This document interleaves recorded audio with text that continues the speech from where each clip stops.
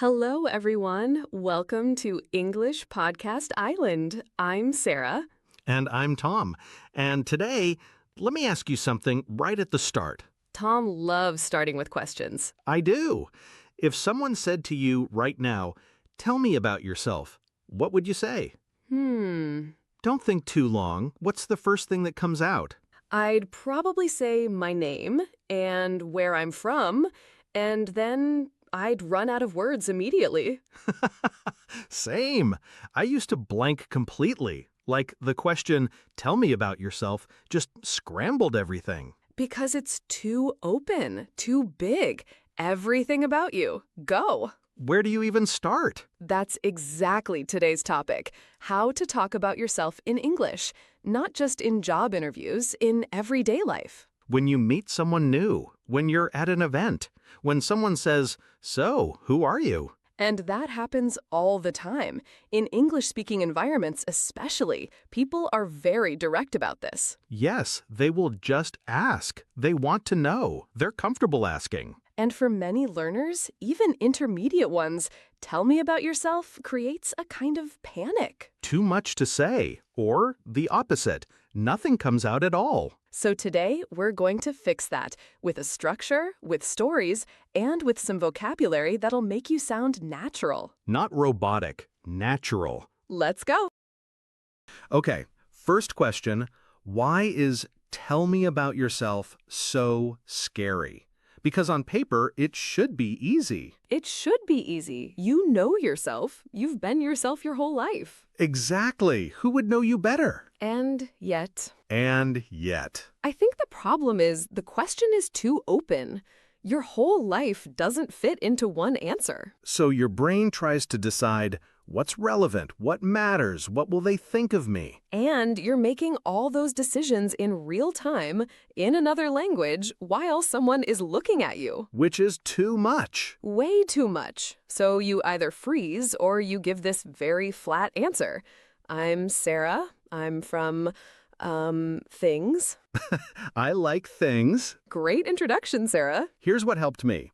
Instead of thinking, how do I describe myself, I started thinking, what would I want someone to know about me? That's a completely different question. It is, because describe yourself is infinite.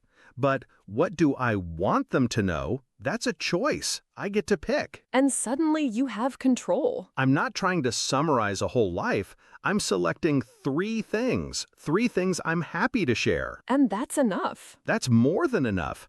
That's a conversation starter. That's three possible paths the other person can follow. Oh, you live in Rome? I've been there. You work in education? What subject? Yes, every fact you share is an open door. And you only need a few open doors. Three is plenty, even two. Even one, honestly. One specific, interesting, real thing about yourself is worth more than a full CV. A CV is a list. A conversation is a person. You want to give them a person, not a list. Okay, let's build an actual self-introduction, step by step, and Tom and I will show you ours. Ready? The first piece is your name. Simple. Hi, I'm Sarah. Or, hello, my name is Sarah. Doesn't need to be complicated. But you can make it warmer. Hi, I'm Tom. Go ahead and call me Tom. Everyone does. Instantly friendly. It takes the formality out, and it makes me sound like a person, not a form. Good point. Your name is the first impression. Make it feel human. Second piece, where you're from, or where you live, or both. I'm from Canada originally, but I live in Italy now. Or, I grew up in a small town, but I moved to the city about 4 years ago. The more specific, the more interesting. Don't just say, I'm from America. Say, I'm from a small town in Oregon. Most people haven't heard of it. Now they're curious. Where in Oregon? Exactly. You've started a conversation. Third piece, what you do. Work, study, or both. I work as a software engineer. I'm studying English and education. I teach languages online. One sentence. Clear. And you can add why you love it, or one honest thing about it. I'm an English teacher. It's challenging, but I can't imagine doing anything else. I work in tech. It's not as exciting as it sounds, but the problems are interesting. Honest. Honesty is much more interesting than PR. People can smell a rehearsed answer. They relax when they hear something real. And the last piece, something personal. A hobby, an interest, something you care about. That's not work. This is where you become a person. In my free time, I like hiking. I'm always looking for new trails. Now I know something real about you. I love cooking. Badly, but enthusiastically. Badly but enthusiastically. That's such a good phrase. It's true. I'm not a good cook, but I enjoy the process. And now I'm interested. What do you make? What went wrong recently? See, the conversation starts. Because you gave me something real. Name, place, work, one personal thing. That's the structure. 4 pieces. Mix and match. Choose what feels right for the situation. Let me tell you what changed my self-introductions completely. What was it? I stopped trying to sound impressive. Go on. I used to try to give the most interesting, most impressive version of myself. I work in education, and I speak 3 languages, and I've lived in 4 countries, and... The highlight reel. Exactly. And what happened? People nodded politely and then changed the subject. Because it's hard to respond to a highlight reel. There's nothing to connect with. It's a wall of achievements. Like a resume had a baby with a travel brochure. A resume travel brochure baby. Yes, not a person. So what changed? I started sharing things that were a little imperfect, or ordinary, or weird. Like what? Like, I'm obsessed with making lists. I have a list for everything. It's a problem. Now I want to talk to you. Right? Because it's specific, and it's real, and it's slightly funny. And I might relate. I might say, oh, I do that too. Yes, and now we have a connection. But if you'd said, I'm very organized and goal-oriented. I'd sound like a LinkedIn profile. Nobody relates to LinkedIn. The ordinary thing, the weird thing, the small specific thing, that's what connects people. What about you, Tom? What's your weird specific thing that you share? I tell people I'm genuinely bad at geography, like embarrassingly bad. Why geography? Because everyone expects someone who travels or works internationally to know where things are, and I just don't. I always have to check the map. And people laugh? They always laugh, and then they share their thing. Oh, I can't parallel park. I can't whistle. It opens a door. It makes you human, and human is what people connect with. Not impressive, human. Human wins every time. Okay, let's talk about different situations, because tell me about yourself means different things in different places. Very true. A job interview is different from a party. Very different. So let's walk through a few. First, informal. You're at a social event. Someone says, "So, what's your story?" Short, warm, conversational. I'm Sarah.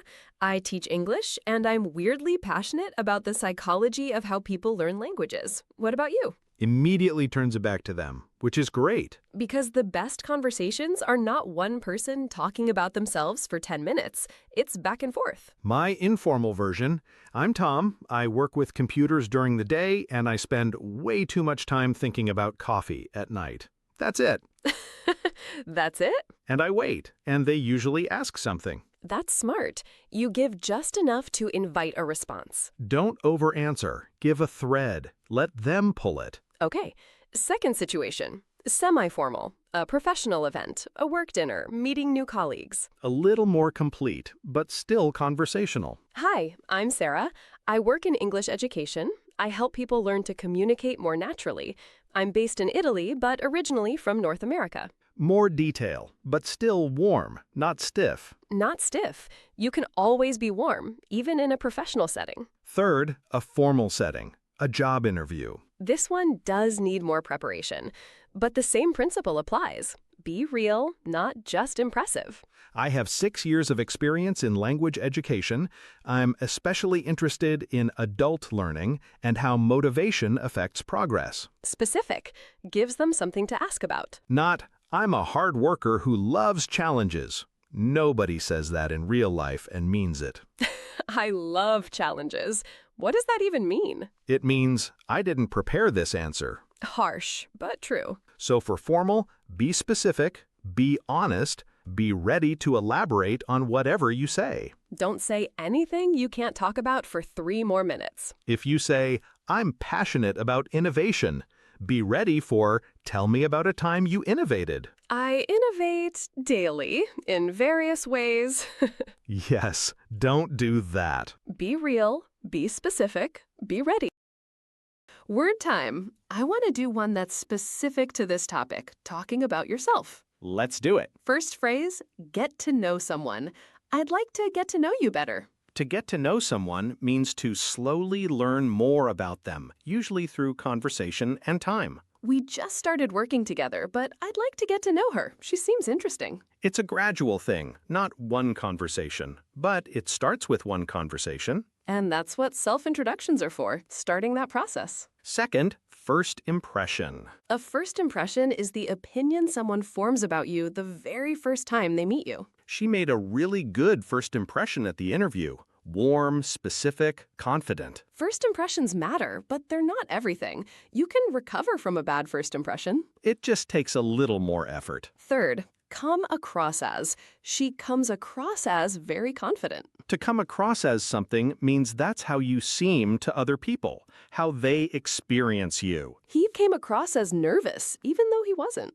I want to come across as approachable, not too formal. Very useful phrase for introductions. Because you're not just thinking, what do I say? You're thinking, how do I want to come across? Fourth, small talk. Small talk is light, casual conversation about everyday topics. Not deep, not personal, just friendly. Weather, sport, travel, these are classic small talk topics. She's great at small talk. She can talk to anyone. Small talk sometimes leads to big talk, but it starts small. And self-introductions are usually a form of small talk. Last one, open up. To open up means to share more personal or vulnerable things about yourself. Usually with someone you're starting to trust. He doesn't open up easily. It takes time for him to feel comfortable. She finally opened up about what she was going through. It helped a lot.